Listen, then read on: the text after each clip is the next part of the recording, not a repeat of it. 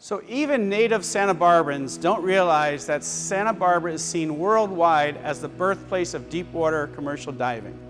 And there's a lot of reasons for that. It goes all the way back to abalone, which the Chumash used to hunt using whale bones to pry off the rocks. Then the Chinese came in and would walk the beaches and collect abalone, dry it out, ship a lot of it back to China. And then in the late 1800s, the Japanese came in, and they were the first to use compressed air to dive for abalone. And that was a big business. Of course, the Japanese were all sent to camps during World War II. Caucasians came in, took over that business. And in the 1950s, 2/3 of the world's abalone was coming out of Santa Barbara.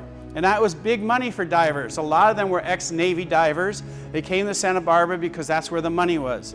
The oil companies came in the 50s and 60s because they knew all that natural oil and gas was seeping up out of our channel, and they knew oil was here.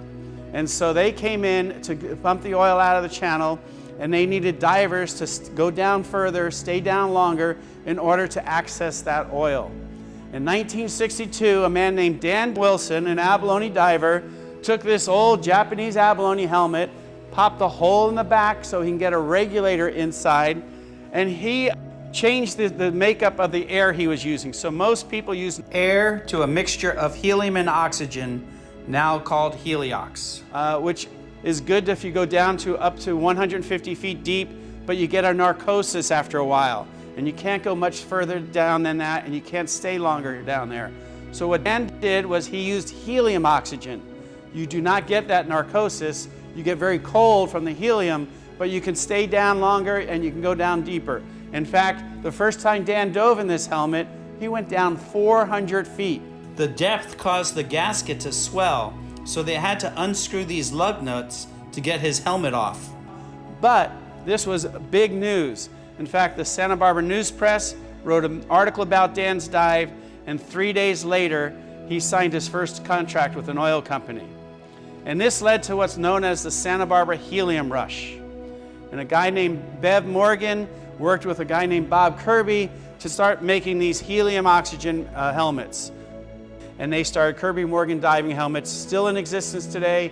They still design right here in Santa Barbara, and they manufacture 2/3 of the world's commercial diving helmets up in Santa Maria, so still a local company. 2 years after Dan used that helmet to make that big dive, he was off Prisma Point and came up with the idea of the Prisma diving bell.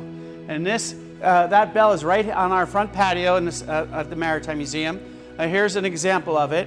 It was 2 spears. You can go stay at surface pressure on the top spear. You can go down to depth pressure on the bottom spear. And this is the world's first commercial lockout diving bell, which meant this diver can get out underwater, work on an oil rig, get back in, and start decompressing on the way up. Now, this was not a commercial success. The first time they launched it right off the pier here, it fell over on its side because they had no idea about center of gravity. So at one time they had to add a 3rd bell to it to make it more stable in the water. The other issue they had was they didn't make the portholes big enough.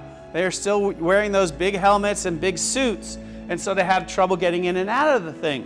So that led them to work with a guy named Bev Morgan, who later worked with Bob Kirby, and Bev designed these smaller masts and lighter weight diving gear that is in use today.